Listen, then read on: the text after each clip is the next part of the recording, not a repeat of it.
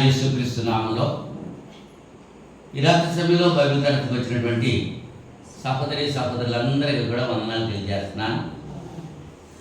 అలాగే ఆన్లైన్లో తరగతిని వీక్షిస్తున్నటువంటి ప్రతి సహోదరికి వారి కుటుంబ సభ్యులకు కూడా చింతపల్లిలో ఉన్నటువంటి క్రీస్తు తరపుగా వందనాలు తెలియజేస్తున్నాను. అంతా బాగున్నారు కదా? వర్షాకాలంలో ఎండలు ఎక్కువగా ఉన్నాయి, విపరీతమైనటువంటి వేడి వస్తుంది, ఉష్ణోగ్రతలు పెరిగిపోతున్నాయి. మరి పనులు చేసుకునే వాళ్ళకి చాలా ఇబ్బందిగా ఉన్నాయి. నీరు కూడా వేడెక్కిపోయి ఉడుకులు ఓడటానికి చాలా ఇబ్బందికరంగా ఉంది. అయినా సరే కష్టపడి మరి పని చేసుకుంటున్నారు. అలా చేసుకుంటానికి దేవుడు శక్తిని ఇస్తున్నాడు. అందుని బట్టి దేవునికి మనం స్తోత్రాలు స్తుతులు చెల్లించవలసిన వారిగా ఉన్నాం. మనది పల్లెటూరు కనుక అందరూ వ్యవసాయ కార్మికులే, ఉద్యోగస్తులు ఎవరు కూడా లేరు. చేత పనిపాట్లు చేసుకునేవారే తప్ప మరి మన సంఘము ఎటువంటి సంఘం? పేద సంఘమా, ధనిక సంఘమా? పేదలైనా మీరు ధన్యులు అన్నారు. మాసిదోనియా సంఘం కడు పేదలే, అయినా సరే వారి దాతృత్వం చాలా విపరీతంగా ఉందని పరిశుద్ధాత్మ మెచ్చుకున్నాడు. అలాగే చింతపల్లి క్రీస్తు సంఘం కూడా ఉండడానికి ప్రయత్నం చేద్దాం. అంటే ఉండలేదు కాబట్టి ఉండడానికి ప్రయత్నం చేయడానికి చేద్దాము అనేటువంటి ఆలోచన మనం కలిగి ఉందాం.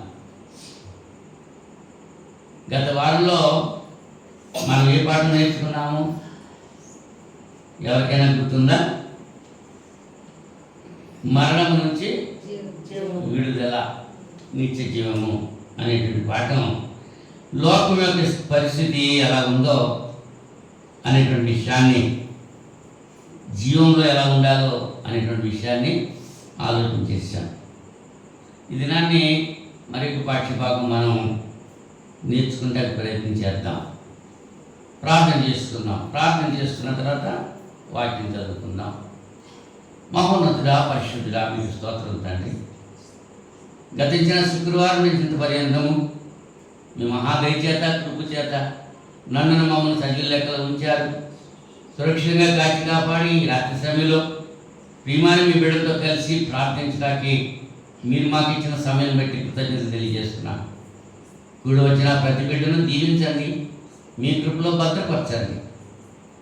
ఆన్లైన్లో తరగతి వీక్షిస్తున్నటువంటి బిడ్డలందరి కొరకు ప్రార్థన చేసుకుంటున్నా.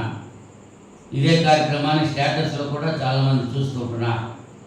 వారందరి కొరకు ప్రార్థన చేస్తున్నా. మీ కుమారుడు కృష్ణుడు రాకడ బహు సమీపంగా ఉన్నటువంటి దినాల్లో ఇంకా ఎవరైతే రక్షించబడలేదో వారి రక్షణ పొందడానికి, రక్షించబడినటువంటి వారు నిరీక్షణ కలిగి ఉండడానికి మీరు కృప చూపుతారని ప్రార్థన చేస్తున్నా. ఇంతవరకు కీర్తన ద్వారా స్తుతి పొందారు. ఈ సమయంలో, ఈ రాత్రి సమయంలో మాకు కావలసిన ఆత్మీయ ఆహారము మీ లేఖనాల నుంచి మాకు ప్రసాదిస్తారని ప్రార్థన చేస్తున్నా. మీ పక్షంగా నిలువబడి ప్రియమైన మీ బిడ్డలకి పరిశుద్ధుడు మీ లేఖనాలు పంచుతూ ఉంటుండగా నన్ను మరుగుపరచండి, నా జ్ఞానాన్ని మరుగుపరచండి, అపవిత్రమైన నా చదువులు కాల్చి పవిత్రపరచండి.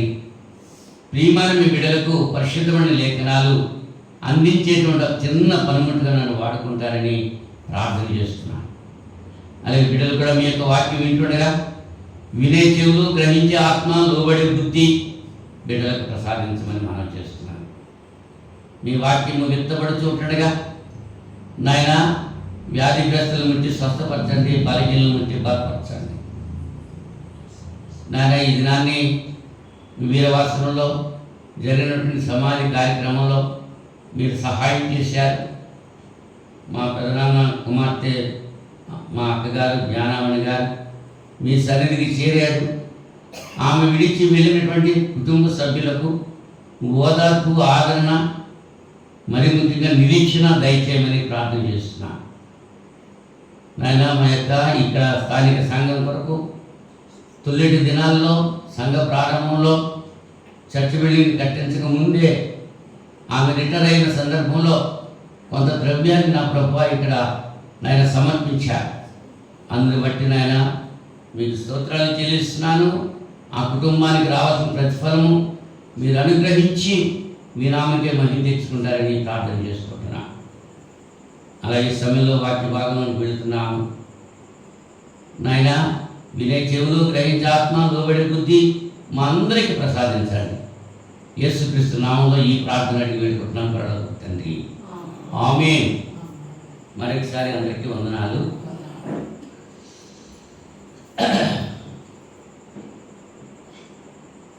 లూకా సువార్త 1వ అధ్యాయము 73వ వచనం నుంచి 76వ వచనం వరకు చదువుతామండి. నేను చదువుతున్నాను.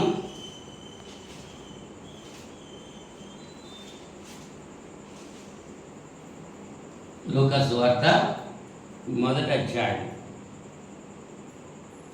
68 నుంచి కలిసి ఉంటాయి. అక్కడి నుంచి చదువుతున్నాను. ప్రభువైన ఇశ్రాయేలు దేవుడు స్తుతింపబడును గాక. ఆయన తన ప్రజలకు దర్శనమిచ్చి వారికి విమోచన కలుగజేశాడు. తన సేవకుడైన దావీదు వంశమునందు మన కొరకు రక్షణ శృంగమును అనగా మన శత్రువుల నుండి, మనల్ని ద్వేషించి వారందరి చేతి నుండి తప్పించి రక్షణ కలుగజేశాడు. దీనిని గురించి ఆయన ఆది నుండి తన పరిశుద్ధ ప్రవక్తల నోట పలికించారు.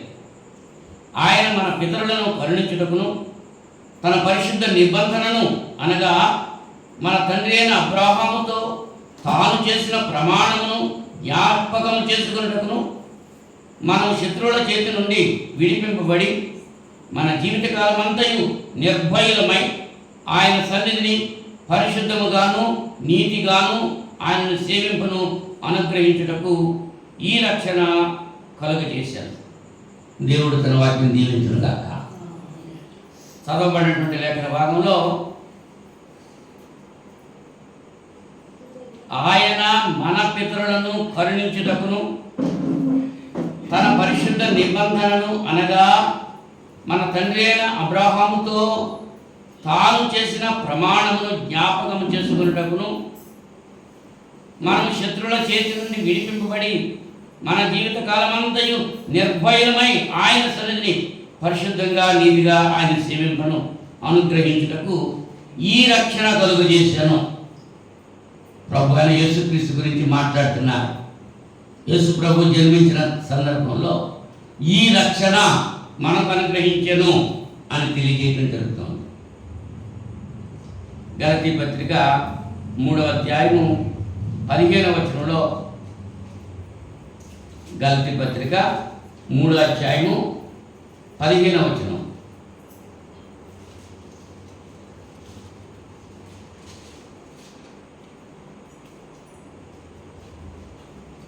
సహోదరులారా, మనుష్య రీతిగా మాట్లాడుతున్నాను. మనుష్యుడు చేసిన ఒడంబడిక అయినను స్థిరపడిన తరువాత ఎవడను దాన్ని కొట్టివేయడు, దానితో మరేమీ కలుగడు. ఈ వాక్యాన్ని మనం ఆలోచించేట ప్రయత్నించేద్దాం. ఇక్కడ చదివినటువంటి వాక్యంలో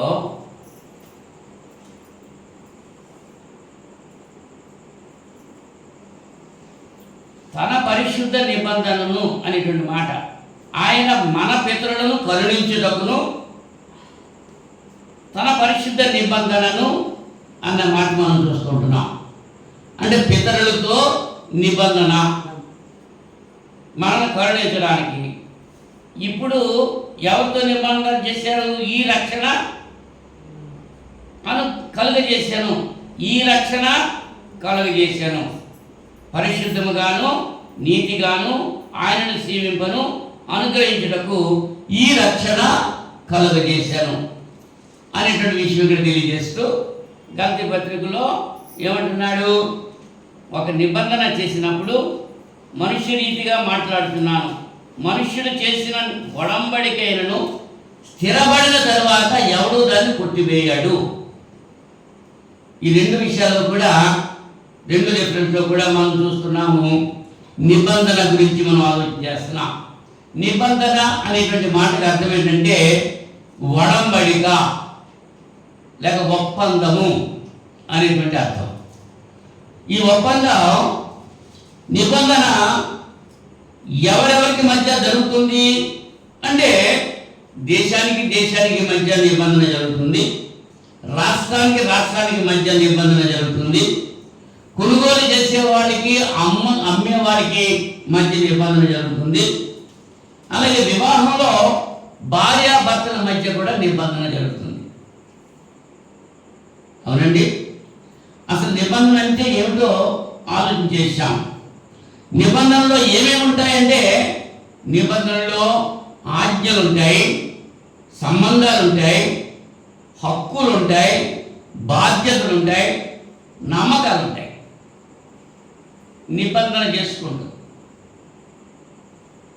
ఈ రాత్రికాల సమయంలో దేవుడు మానవులతో చేసినటువంటి నిబంధన, దేవుడు మానవులతో చేసినటువంటి నిబంధనలు ఉన్నాయి. వాటి గురించి మనం ఆలోచించడానికి ప్రయత్నం చేద్దాం. మొట్టమొదటిగా దేవుడు ఆదాముతో నిబంధన చేశాడు. మరియా ఎవరితో చేశాడు? ఆదాముతో నిబంధన చేశాడు. ఏమిటి ఆ నిబంధన అంటే ఏదేను తోటలో చాలా వృక్షాలు ఉన్నాయి, ఆ వృక్షాల ఫలాలన్నీ తినొచ్చు, కానీ ఒకే ఒక వృక్ష ఫలం తినడానికి వీల్లేదు. మంచి చెడ్డలను తెలివినిచ్చేటువంటి ఆ వృక్షం యొక్క ఫలాన్ని తినకూడదు, తింటే చస్తారు. అది నిబంధన చేశారు. ఆదికాండము 2వ అధ్యాయము 17వ వచనంలో ఈ మాట మనం చూస్తున్నాం. చదవగలిగిన వారు చదవచ్చు, లేకపోతే నేనే చదువుతాను. ఆదికాండము 2వ అధ్యాయము 17వ వచనం. అయితే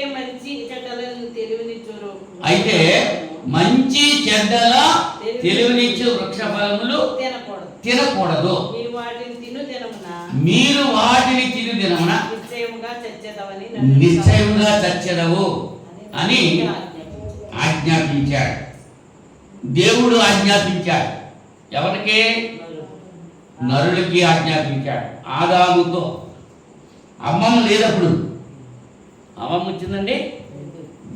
మరి ఆదాము అమ్మమ్మ చెప్పుంటాడు కదా, చెప్పుంటాడు. కనుక ఆదాము అవ్వలతోటే దేవుడు చేసినటువంటి నిబంధన. ఆ నిబంధన వాళ్ళు మీరేరా, మీరలేరా? దేవుడు ఒక మాట చెప్పాడు. అదే నిబంధనలో ఏముంటాయన్నాను? ఆజ్ఞ ఉంటుంది, సంబంధం ఉంటుంది, హక్కు ఉంటుంది, బాధ్యత ఉంటుంది, నమ్మకం కూడా ఉంటుంది. దేవుడు నమ్మాడు ఎవరిని? మానవుడిని. నమ్మాడా లేదా? మరి మానవుడు నమ్మాడా దేవుడిని? నిబంధన ఎప్పుడు స్థిరంగా ఉంటుంది? నమ్మిక మీద ఆధారపడి.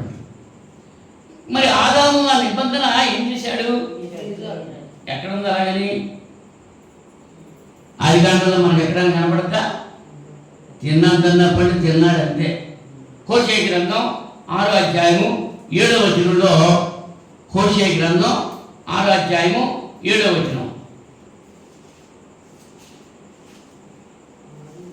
6వ అధ్యాయం 7వ వచనం.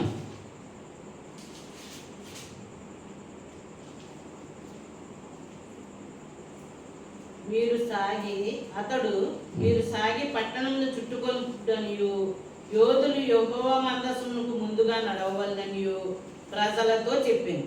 యెహోషువ ప్రజలకు ఆజ్ఞాపించిన తర్వాత 7 యాజకులు పొట్టేడు కొమ్ము బోరలను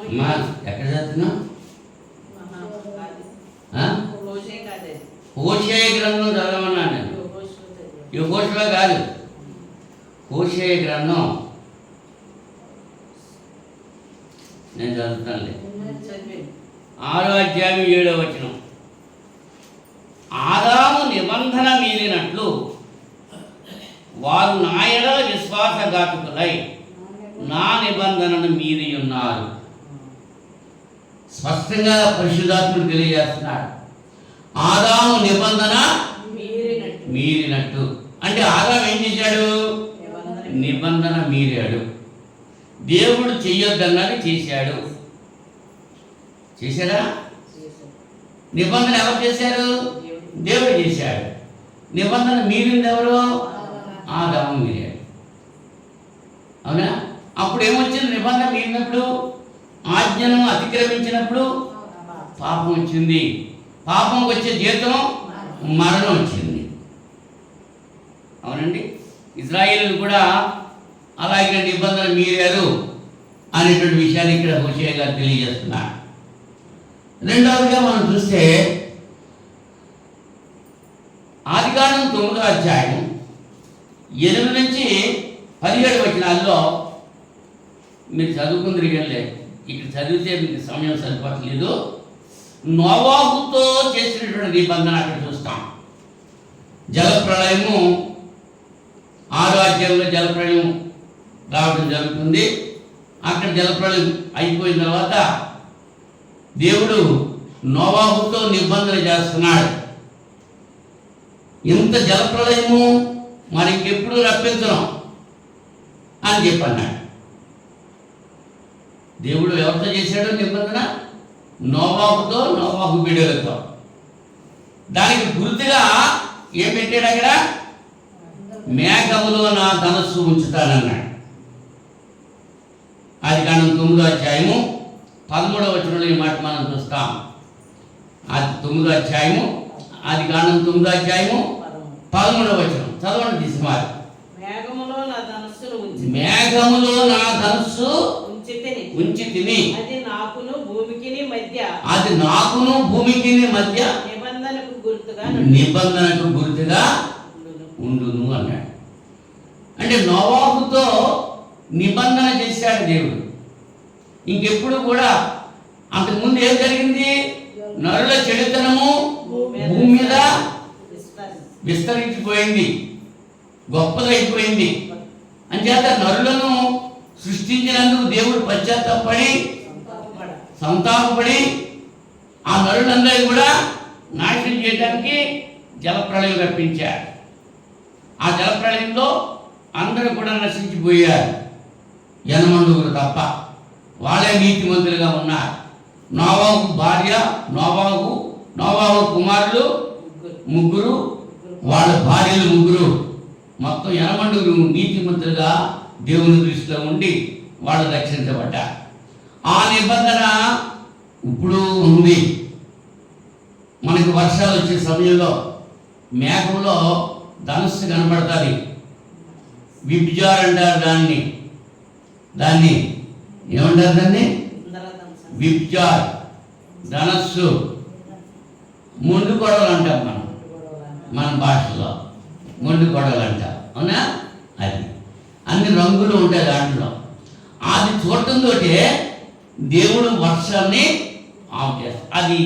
అది నిబంధన పెట్టుకున్నాడు. మూడవదిగా మనం చూస్తే అబ్రాహాముతో నిబంధన చేశాడండి దేవుడు మానవులతో చేసిన నిబంధనలు అనేటువంటి విషయాన్ని మనం ఆలోచన చేస్తున్నాం. ఆదాముతో నిబంధన చేశాడు. ఏమిటది? ఆజ్ఞను అతిక్రమించటం. ఆజ్ఞను అతిక్రమిస్తే పాపం వస్తుంది, తినొద్దు అని చెప్పాడంతే, తినేశాడు. అంచేత పాపం వచ్చింది, మరణం వచ్చింది. దేవుని మాట మీరినందువల్ల నోవాహుతో నిబంధన చేశాడు. అది ఇప్పుడు కొనసాగుతూనే ఉంటుంది. అబ్రాహాముతో నిబంధన చేశాడు.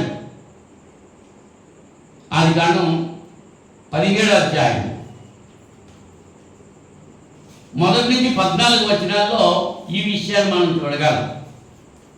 దేవుడు అబ్రాహాముతో చెప్తున్నాడు, నీవు ప్రతి మగవాడు సున్నతి చేయించుకోవాలి. అబ్రాహాము అన్యుడు, విగ్రహారాధికుడు. దేవుడు అతన్ని పిలిచాడు. పిలిచిన తర్వాత మరి నీవు నా ప్రజగా ఉండటానికి, నా బిడ్డలుగా ఉండడానికి పురుషులు సున్నతి చేసుకోవాలి అని చెప్పాడు. సున్నతి చేసుకుంటేనే దేవుని బిడ్డ వాడు. అదే 9వ వచనం 10వ వచనం కూడా చూస్తే 17వ అధ్యాయం ఆదికాండం 17వ అధ్యాయం నీవు మాత్రమే గాక నీవు మాత్రమే కాక నీ తరువాత వారి తరములలో సంతతియు నా నిబంధనను గైకొనవలెను. నాకును నీకును నీ తరువాత నీ సంతతికి మధ్య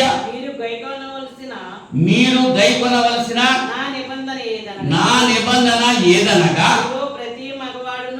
మీలో ప్రతి మగవాడును సున్నతి పొందవలెను. మీరు మీ గోప్యాంగ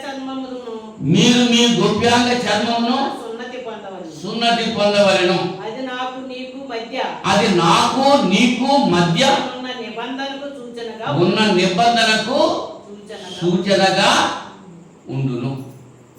అంటే అబ్రాహాముతో చేసినటువంటి నిబంధన అని చెప్తే యూదులందరూ కూడా పురుషులు సున్నతి పొందాలి. యేసు ప్రభు కూడా యూదుడే కనుక ఆయన 7వ దినాన్ని సున్నతి చేయించి ఆయన దేవాలయానికి తీసుకెళ్లి బలులు అర్పించినట్లుగా లేఖనంలో మనం చూస్తున్నాం. అంటే పితరులకు యూదులతో చేసినటువంటి నిబంధన అది పురుషులతో ఉందా స్త్రీలతో ఉందా? మరి స్త్రీలు ఏమవుతారు? ఆ నిబంధన పురుషులతో మాత్రమే ఉన్నది అనేటువంటి విషయాన్ని మనం గుర్తించాలి. తర్వాత ఇజ్రాయేలీలతో నిబంధన చేశాడు ఆయన. ఎవరితోటండి? ఇశ్రాయేలీలతో. ద్వితీయోపదేశకాండం 5వ అధ్యాయము 2-3 వచనాలు చదువుదాం. ద్వితీయోపదేశకాండము 5వ అధ్యాయము 2-3 వచనాలు. మన దేవుడైన యెహోవా హోరేబులో మనతో నిబంధన చేసెను. యెహోవా మన పితరులతో కాదు, నేడు ఇక్కడ సజీవులమై ఉన్న మనతోనే ఈ నిబంధన ఎవరితో మాట్లాడుతున్నాడు? మోషే గారు ఇజ్రాయేలుతో మాట్లాడుతున్నారు. ఆ హోరేబు కొండ దగ్గర ఇక్కడ ఉన్నటువంటి మీతోటే దేవుడు నిబంధన చేశాడు. పితరులతో కాదు చేయటం, మీతోటే నిబంధన చేశాడని మోషే గారు చెప్పుకుంటున్నాడు. ఏమిటంట ఆ నిబంధన? ధర్మశాస్త్రం ఇచ్చాడు. ఆ నిబంధన ఏంటమ్మా? ధర్మశాస్త్రం. ఆ ధర్మశాస్త్రంలో ఏమున్నాయి? 10 ఆజ్ఞలు ఉన్నాయి. ధర్మశాస్త్రంలో 10 ఆజ్ఞలు ఉన్నాయి ఇజ్రాయేలీలతో. మరి వీరేం చేశారు? ఆ నిబంధన ఎవరికి ఇచ్చారండి? అప్పుడు అక్కడ సజీవులుగా ఉన్న వారితో ఇచ్చారు. ఇప్పుడు ఇక్కడ ఉన్న వారితో కాదు ఆ నిబంధన. అప్పుడు అక్కడ ఉన్న వారితో నిబంధన. అదే చెప్తున్నాడు అక్కడ. ఇక్కడ సజీవులుగా ఉన్న మీతోనే ఈ నిబంధన దేవుడు చేశాడు అని చెప్తున్నాడు. అది ఏ నిబంధన? 10 ఆజ్ఞలు నిబంధన. అది ధర్మశాస్త్రం ఇచ్చారు. మరి ఆ నిబంధన వాళ్ళు ఏం చేశారు? గైకొన్నారా? భంగపరుచుకున్నారా? భంగపరుచుకున్నారు. 10 ఆజ్ఞలు బట్టి వాళ్ళు జీవించలేదు. జీవించారా? జీవించలేదు. జాగ్రత్తగా మీరు ఫాలో అవ్వాలి పాఠాన్ని. దాసు బంగారి ఇద్దరు కూడా జాగ్రత్తగా ఉన్నారు. ఇప్పుడు ఎంతవరకు చెప్పాను నేను? దేవుడు అన్ని కాలాల్లో కూడా మానవుడితో నిబంధనతోనే వ్యవహరించాడు. ఆదాముతో చేసిన నిబంధన ఏంటి?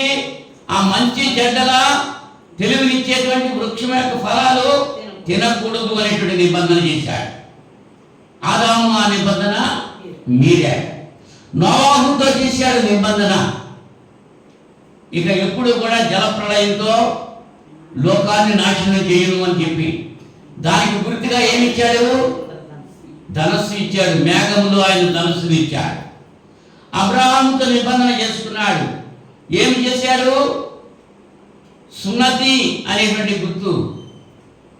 మీలో ప్రతి పురుషుడు సున్నతి చేయించుకోవాలి అని సున్నతి అనేటువంటి గుర్తు ఆ నిబంధనకి గుర్తుగా ఇవ్వడం జరిగింది. ఇశ్రాయేలుతో నిబంధన ఇచ్చాడు. హోరేబు కొండ మీద నిబంధన ఇచ్చాడు. 10 ఆజ్ఞలు 2 రాతి పలకల మీద 10 ఆజ్ఞలు ఇచ్చాడు పలకలు. అవి నిబంధన. వాళ్ళు ఏం చేశారు? ఆ ఆజ్ఞల ప్రకారంగా జీవించారా? ఆ ధర్మశాస్త్ర ప్రకారంగా వాళ్ళు జీవించారా? లేదు. అందుచేత ఇర్మియా గ్రంథం 33వ అధ్యాయంలో, ఇర్మియా గ్రంథం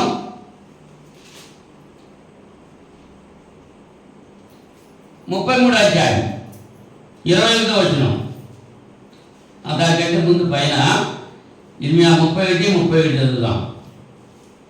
31వ అధ్యాయం 31వ వచనం నుంచి, ఇదిగో నేను ఇశ్రాయేలు వారితోనూ యూదా వారితోనూ కొత్త నిబంధన చేయు దినములు వచ్చుచున్నవి. అంటే వచ్చాయా? ఇంకా వస్తాయా? అప్పటికి రాలేదు, వస్తాయి అంటున్నాడు. ఇదే యెహోవా. ఏం చేత? ఇశ్రాయేలుతో క్రొత్త నిబంధన చేసే దినాలు వస్తున్నాయని ఎందుకు చెప్పారంటే,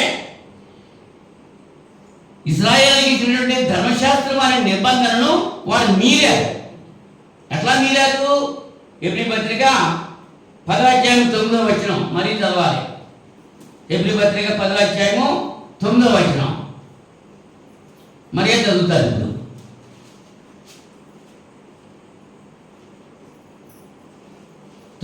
10:9.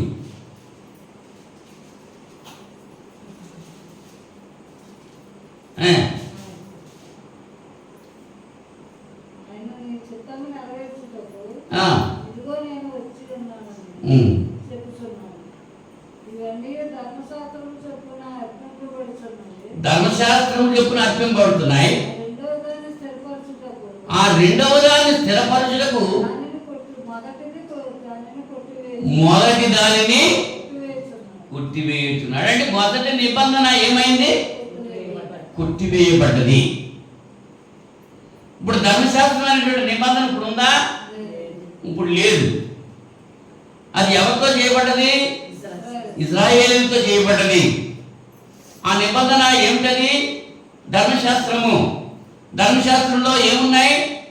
10 ఆజ్ఞలు ఉన్నాయి. ఆ 10 ఆజ్ఞలు బట్టి వాడు జీవించలేదు కనుక ఆ నిబంధన కొట్టివేయటం జరిగింది. ఇంకా ఆ నిబంధన క్రిందే ఉన్నామనుకుని నేటి దినాల్లో క్రైస్తవులు ఆనబడేటువంటి వారు ఆ నిబంధన క్రింద జీవిస్తూ ఉంటున్నారు. ఇంకా కొంతమంది అది కొట్టివేయబడ్డది, అది నెరవేర్చబడ్డది. యేసు ప్రభువు వారు శిలువ మీద ఆ ధర్మశాస్త్రాన్ని శిలువకు మేకులు కొట్టి దాన్ని నెరవేర్చేశారు. ఆ సత్యాన్ని చాలా మంది ఇంకా తెలుసుకోలేకపోతున్నారు. అవునండి. నెక్స్ట్ దావీదు గారితో నిబంధన చేశాడు దేవుడు. సమూయేలు 2వ గ్రంథం 7వ అధ్యాయం. సమూయేలు 2వ గ్రంథం 7వ అధ్యాయం 12 నుంచి మనం ఆలోచన చేస్తే,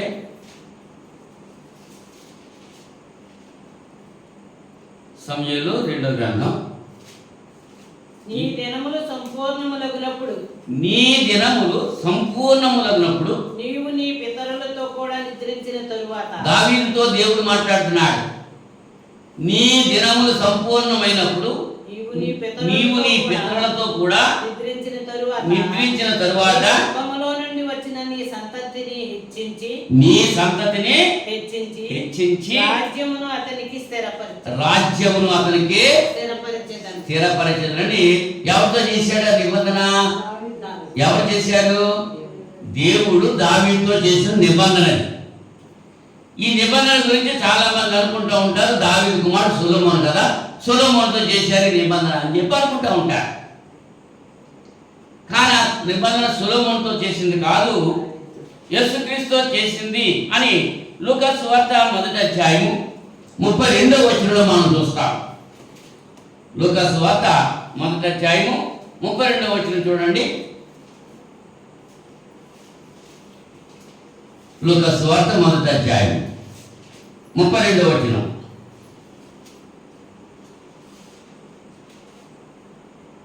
ఆయన గొప్పవాడై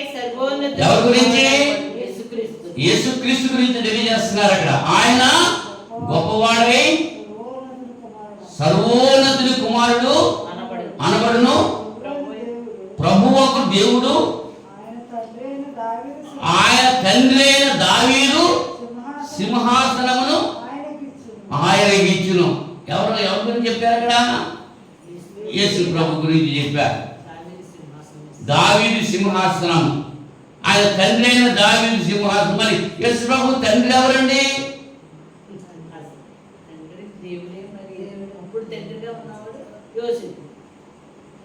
అది భౌతికంగా అంటే యోసేపు తండ్రి అనబడలేదు అక్కడ. గబ్రియల్ దూత పుట్టబోవు శిశువు పరిశుద్ధాత్మ వలన కలుగుతాడు కనుక పుట్టబోవు శిశువు దేవుని కుమారుడు అనబడును అని రాయబడ్డది అక్కడ. యోసేపు కుమారుడు అనబడును అని లేదు అక్కడ. అంచేత దేవుని కుమారుడే. మరి దావీదు గురించి చెప్తున్నాడు వంశవృక్షంలో. గుడ్డివాడు కేకలేస్తూ దావీదు కుమారుడా నన్ను కరుణించమని కేకలేశాడు యేసు ప్రభువుని పిలిచి. ఇక్కడ తండ్రి అయిన దావీదు సింహాసనమును ఈయన అధిష్టిస్తాడు అనేటువంటి విషయాన్ని అక్కడ చెప్పాడు. దావీదుతో నిబంధన చేశాడండి. ఇర్మీయా గ్రంథం 33వ అధ్యాయం 21వ వచనం. ఇర్మీయా గ్రంథం 33వ అధ్యాయము 21వ వచనం.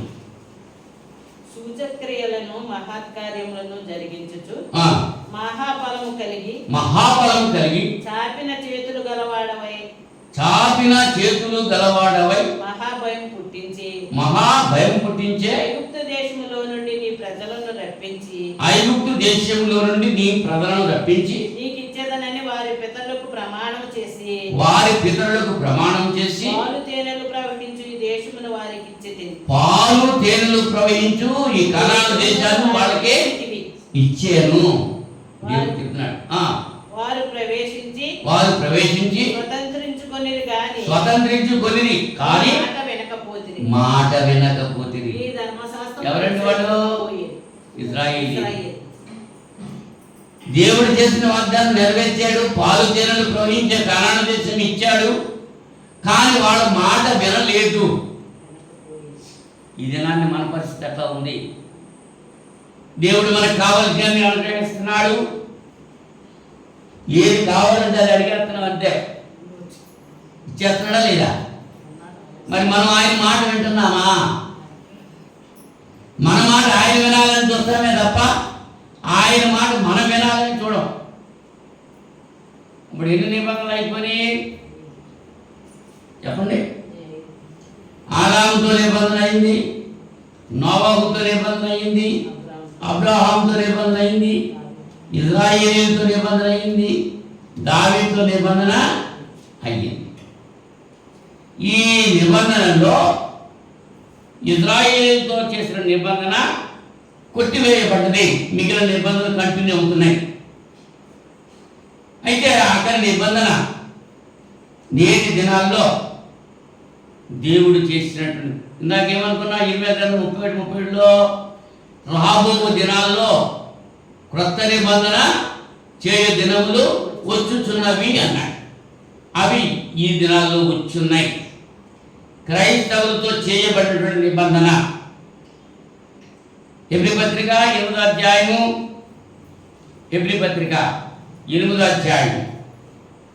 7వ వచనం నుంచి చదువుతున్నాను. ఆ మొదటి నిబంధన లోపం లేనిదైతే రెండవ దానికి అవకాశం ఉండనేరదు. అయితే ఆయన ఆక్షేపించి వారితో ఎలాగో చెప్పుచున్నాడు. ఏమని చెప్తున్నాడు? ప్రభు ఇట్లనెను ఇదిగో ఒక కాలము వచ్చుచున్నది. అప్పటిలో ఇశ్రాయేలు ఇంటి వారితోను యోధా ఇంటి వారితోను నేను క్రొత్త నిబంధన చేయుదును. అది నేను ఐగుప్తు దేశంలో నుండి మీరు పితరులను వెలుపలికి రప్పించడానికై వారి చెయ్యి పట్టుకున్న దినమున వారితో నేను చేసిన నిబంధన వంటిది కాదు. ఏమనగా వారు నా నిబంధనలో నిలవలేదు. వారు నా నిబంధనలో నిలవలేదు కనుక నేను వారిని అలక్ష్యం చేసి కనుక నేను వారిని అలక్ష్యం చేసి తిని అని ప్రభు చెప్తున్నాడు. ఏం జరిగిందంటే అక్కడ అంతవరకు ఐగుప్తు దేశంలో నుంచి బానిసత్వం నుంచి అవునా దేవుడు వారిని విడిపించి కనాను దేశం నడిపించుకొచ్చాడు. కానీ దేవుడు చేసిన నిబంధన వాడు నిలబెట్టుకోలేకపోయాడు. ఆ నిబంధన మీరే. అందుచేత ఏమంటున్నాడు ఆయన, నేను ఇశ్రాయేలు ఇంటి వారితో నేను చేయబో నిబంధన ఏదనగా నా ధర్మవిధులను ఉంచెదను. వారి మనస్సులో నా ధర్మవిధులను ఉంచెదను. వారి హృదయముల మీద వాటిని రాయుదును. నేను వారికి దేవుడునయ్యుందును. వారు నాకు ప్రజలయ్యుందురు. వారిలో ఎవడును ప్రభువును తెలుసుకొనుడి అని అంటే అందరికీ తెలుసు అన్నమాట. ప్రభు ఎవరో తెలుసు అందరికీ. వాళ్ళు చిన్నలు మొదలుకొని పెద్దల వరకు అందరూ నన్ను తెలుస్తుంది. ఇవాళ దేవుడు అంటే తెలుసా తెలీదా? అందరూ తెలుసుకుంటారా లేదా? తెలిసి కూడా తెలియనట్టున్నారు. తెలీదా? అదే చెప్తున్నాడు ఇక్కడ పరిశుద్ధాత్ముడు. అందరూ నన్ను తెలుసుకుందరు. నేను వారి దోషముల విషయమై దయగలిగి వారి పాపములను ఇకను ఎన్నడను జ్ఞాపకము చేసుకొనను అని ప్రభువు సెలవిస్తున్నాడు. ఎప్పుడు జ్ఞాపకం చేసుకోడు ఆయన? ఎప్పుడు జ్ఞాపకం చేసుకోడు?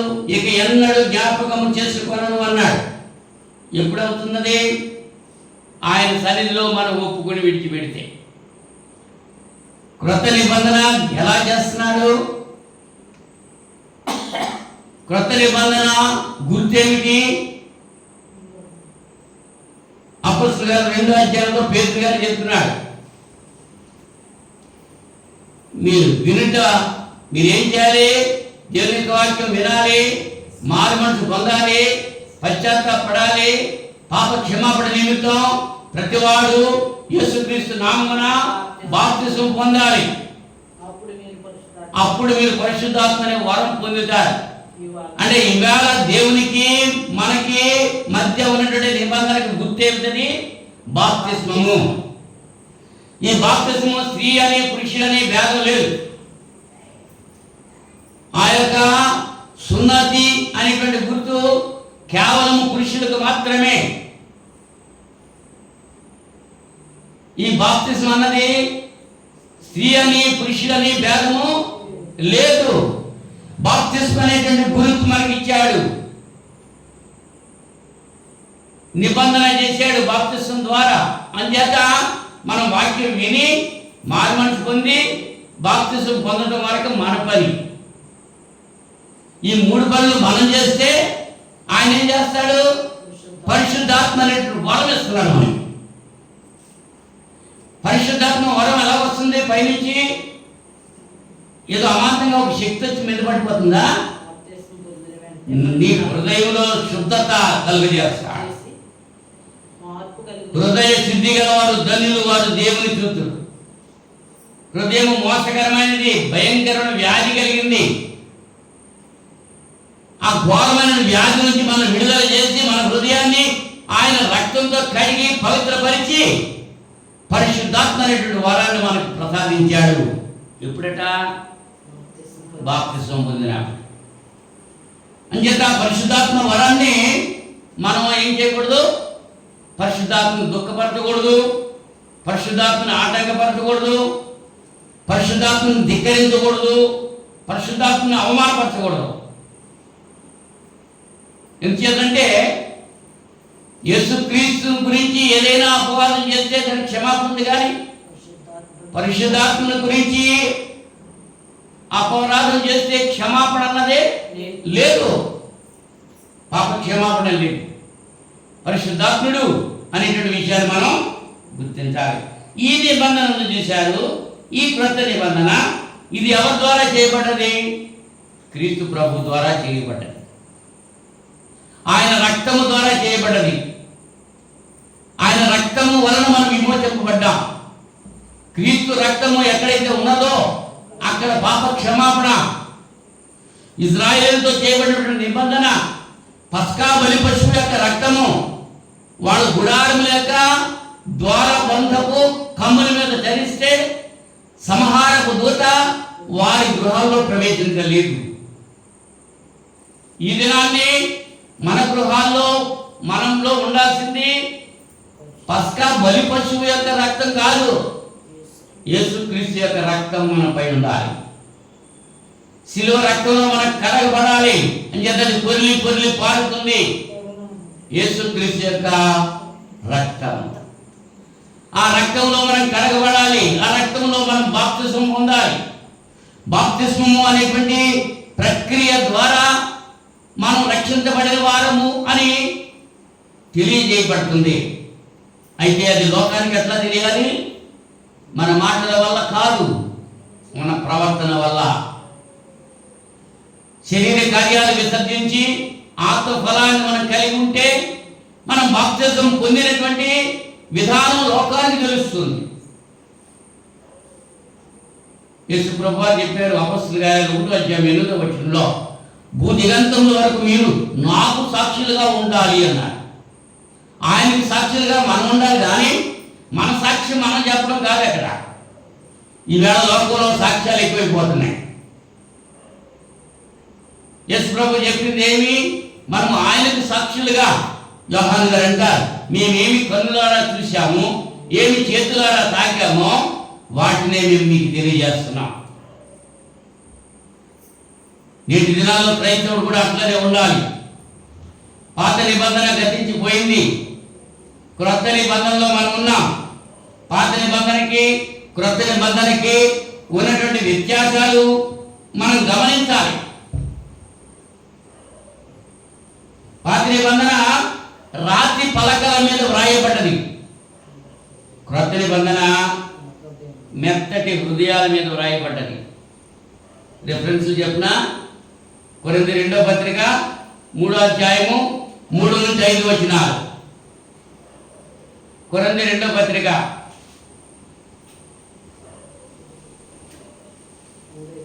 3వ అధ్యాయము 3-5 రాతి పలక మీద గాని, రాతి పలకల మీద గాని, సిరాతో గాని వ్రాయబడక మెత్తని హృదయములు అను పలక మీద, మెత్తని హృదయములు అను పలక మీద జీవము గల దేవుని ఆత్మతో, జీవము గల దేవుని ఆత్మతో పరిచర్య మూలంగా వ్రాయబడిన క్రీస్తు పత్రిక అయి ఉన్నారని, మీరే క్రీస్తు పత్రిక అయి ఉన్నారని కొరింథీ సంఘంతో పౌలు గారు చెబుతున్నాడు. పాత నిబంధన రాతి పలకల మీద వ్రాయబడ్డది, క్రొత్త నిబంధన మెత్తటి హృదయాల మీద వ్రాయబడ్డది. అంటే హృదయం అనేది తలుపు దగ్గర నిలబడి ఆయన తడుతున్నాడు. ఆయన స్వరం ఎవరైతే వింటారో ఆయన లోపలికి ప్రవేశిస్తారు. మనం ఏం చేస్తున్నాం? తలుపు లోపల బిగించేసుకుని నువ్వే తీసుకొని ఆయన అంటున్నాం. ఆయన లోపల రావడానికి సిద్ధంగా ఉన్నాడు. నువ్వు తలుపు తీస్తున్నావా? నీ హృదయం అనేది తలుపు తీస్తున్నావా ఆయన కొరకు? ఒకవేళ తీసినా నీ హృదయం నిండా ఏముంది? మా మార్కు 7:21 హృదయంలో నుంచి అనగా లోపల నుంచి అంటాడు. 13 చెడు లక్షణాలు వస్తున్నాయి. అవన్నీ హృదయంలో ఉండిపోయి యేసు ప్రభు లోపలికి రావాలని అనుకుంటుంటే రావడానికి అవకాశం లేదు. అంచేత ఆ హృదయాన్ని శుద్ధి చేసుకోవాల్సిన బాధ్యత ఎవరిది? మందే. పాత నిబంధన నరహత్య చేయవద్దని చెప్పింది. క్రొత్త నిబంధన ఏం చెప్తుందో తెలుసా? కోపపడొద్దని చెప్తుంది. యేసు ప్రభు చెప్పారు మత్తయి సువార్త 5:22 డిఫరెన్స్లన్నీ చెప్తారు. మరి మీరు చూసుకుంటే ఆలస్యం అవుతుంది.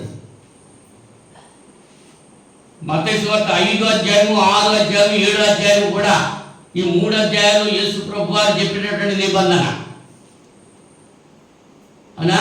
నిర్గమాకాండంలో అక్కడ ఉన్నటువంటి నిబంధన, సంఖ్యాకాండంలో ద్వితీయోపదేశకాండంలో ఉన్నటువంటి నిబంధనలు ఏదయ్యి ఇజ్రాయేలీలకు ఇచ్చినటువంటిది.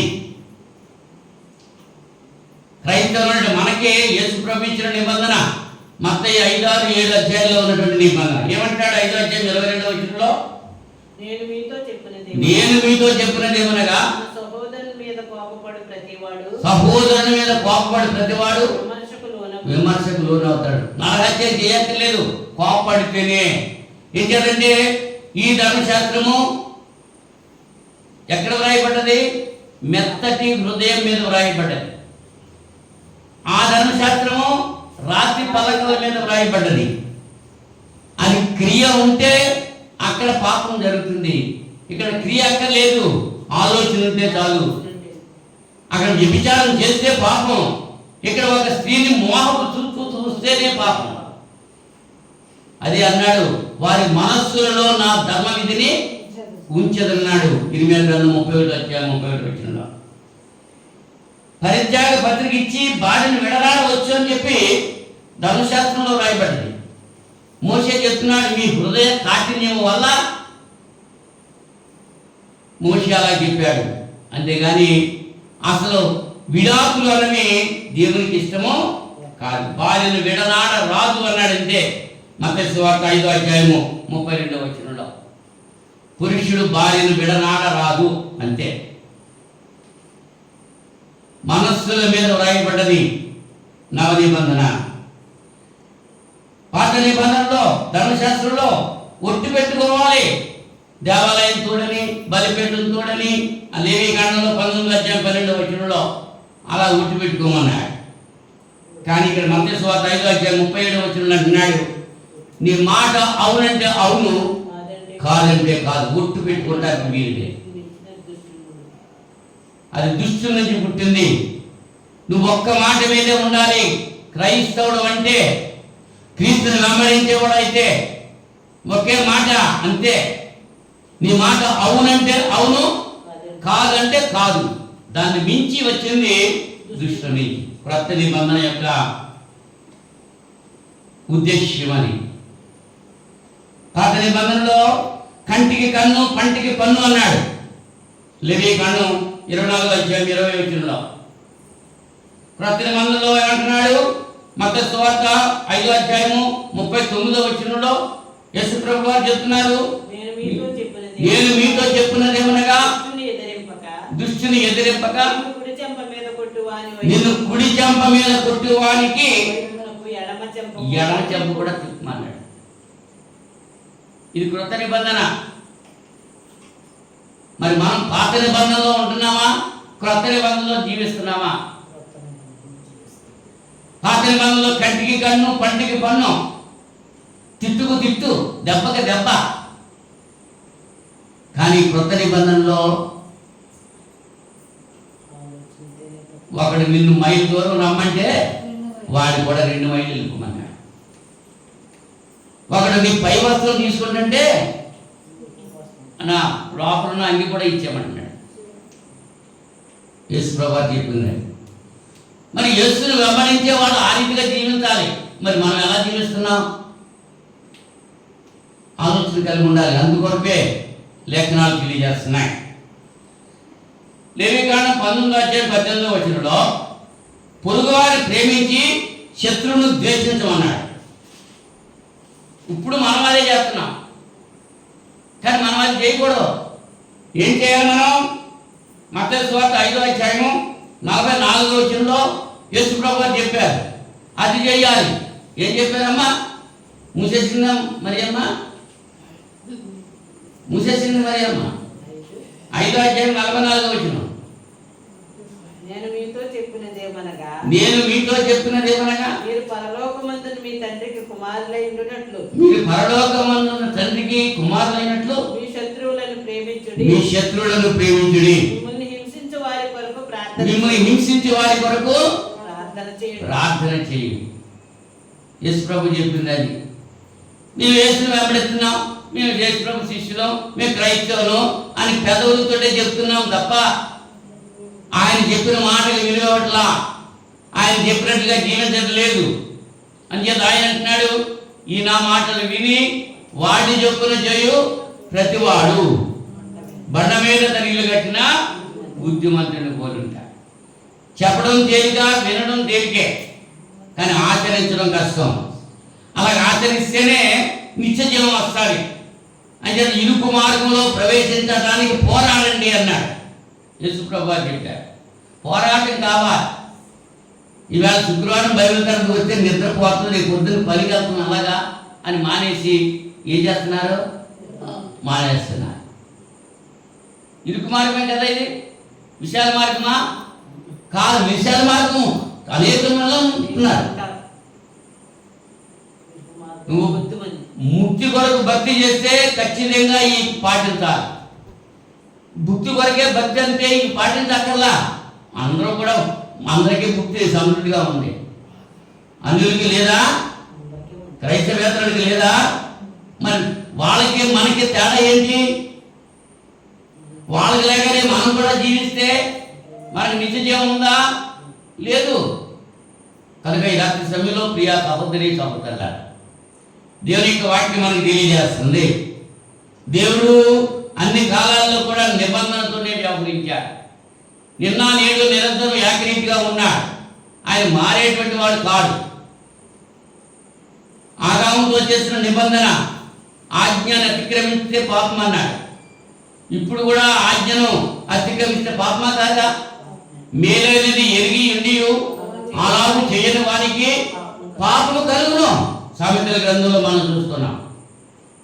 నోవాహుతో నిబంధన చేశాడు, అది నెరవేరుతుందా లేదా? అది ఇప్పటివరకు కొనసాగుతుందా లేదా? కొనసాగుతుంది. అబ్రహాంతో చేసిన నిబంధన కొనసాగుతుందా లేదా? కొనసాగుతుంది. మరి ఇజ్రాయేలుతో చేసిన నిబంధన ఆ ధర్మశాస్త్రం కొట్టివేయబడ్డది. అది ఒక్కటే కొట్టివేయబడ్డది అంతే. దానికి బదులుగా క్రొత్త నిబంధన వచ్చింది. అదే పాత నిబంధనకు బదులు క్రొత్త నిబంధన అమరగా పూనికగా లేఖన ముందు లేని వాటిని తొలగ చేస్తారంటాడు. అనుసరించదా నేను అనుసరించదా, సత్య వేదము నేను అనుసరించదా అనేటువంటి కీర్తనలో పాత నిబంధనకు పెద్దలుగా క్రొత్త నిబంధన వచ్చింది. ఇవాళ పాత నిబంధన అనుసరిస్తున్నారు, క్రొత్త నిబంధన అనుసరిస్తున్నారు. పాత చొక్కాలు విడిచిపెట్టేసారు, కొత్త చొక్కా వేసుకుంటాం. పండగకి కొత్త బట్టలు కుట్టించుకుంటే పిల్లలు ఏం చేస్తారు? కాసేపు పాత తీసుకుని కాసేపు కొత్త తీసుకుంటారా? పాత తీసి అప్పబడతారు, కొత్త వేసుకుంటారు. మరి పాత నిబంధన అయిపోయింది, దాన్ని పట్టుకుని వేలాడకూడదు. ఇక క్రొత్త నిబంధనలోనే మనం ఉండాలి. మన క్రొత్త నిబంధన క్రైస్తవులం, మన నిబంధన క్రైస్తవులము. క్రీస్తు యొక్క రక్తంతో కడగబడ్డటువంటి వాడు. క్రీస్తు యొక్క మాటకు మనం లోబడి జీవించాలి. అటు రీతిగా జీవించాలి అని ఆ నిబంధనలు రెండింటికి కూడా విభేదాలు కూడా, తేడాలు కూడా, వ్యత్యాసాలు కూడా ఈ రాత్రి సభలో మీతో ముచ్చటించడం జరిగింది. కనుక పిల్లారా, ఇంకా పాత నిబంధన కాడి క్రింద ఉంటే దానివల్ల ప్రయోజనము లేదు. యేసు ప్రభువు చెప్పారు, నా కాడి మీ మీద వేసి నడవండి అన్నాడు. నా కాడి తేలిక అన్నాడు. పాత నిబంధన కాడి బరువైపోయింది. ఆ ధర్మశాస్త్రాన్ని అనేటువంటి కాడి ప్రజల మీద పెట్టి ఆ శాస్త్రులు పరిచయులు వాళ్ళు వేలు కొరతో కూడా దాన్ని ఏమాత్రం కూడా కదపలేదు. ప్రజల మీద ఆ యొక్క భారం వేశారంతే. ఆ భారం అంతా ప్రజలే అనుభవించాలి. కానీ ఇప్పుడు ఎవరు అనిపిస్తున్నారు? మన పాపములు ఎవరు అనుభవిస్తున్నారు? యేసుక్రీస్తు అనుభవించారు. అంచేత మనకు మారుడైన, మనకు మారుడు అంటే మనకు బదులుగా మనం పొందాల్సిన శిక్ష ఆయన పొందాడు. మనం చేయాల్సింది ఏంటంటే, నేను పాపిని నాయన నన్ను క్షమించు అని ఏ పాపం అయితే ఒప్పుకున్నావో ఆ పాపాన్ని విడిచిపెట్టి ముందుకు సాగాలి. ఆ పాపాన్ని కూడా పెట్టుకుని ఆయన దగ్గరికి వస్తే ఆయన ఇష్టపడతాడా? ఇష్టపడతాడు.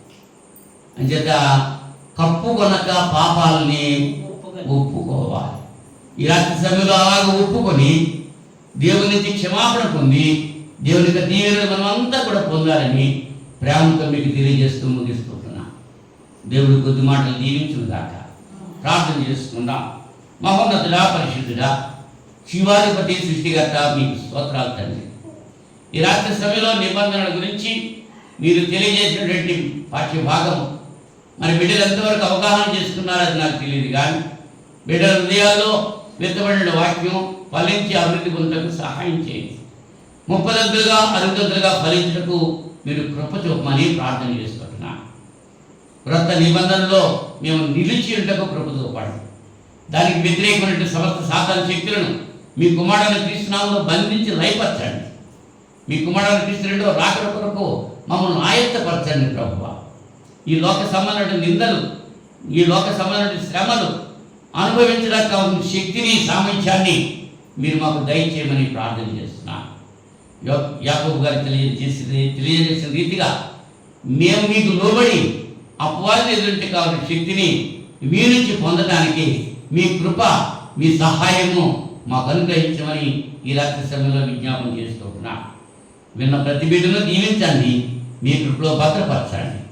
మీ చిత్తమైతే మరి యొక్క శుక్రవారం ప్రియమైన మీ బిడ్డతో కలిసి పరిశుద్ధుడు మీ లేఖనాలు పంచుకునే భాగ్యం దయచేయమని ఈ ప్రార్థన మా రక్షకుడు మీ ప్రియకుమారుడైన యేసుక్రీస్తు నామములో వేడుకుంటున్నాను పరలోకపు తండ్రి. ఆమేన్. ఆమేన్. అందరికీ వందనాలు.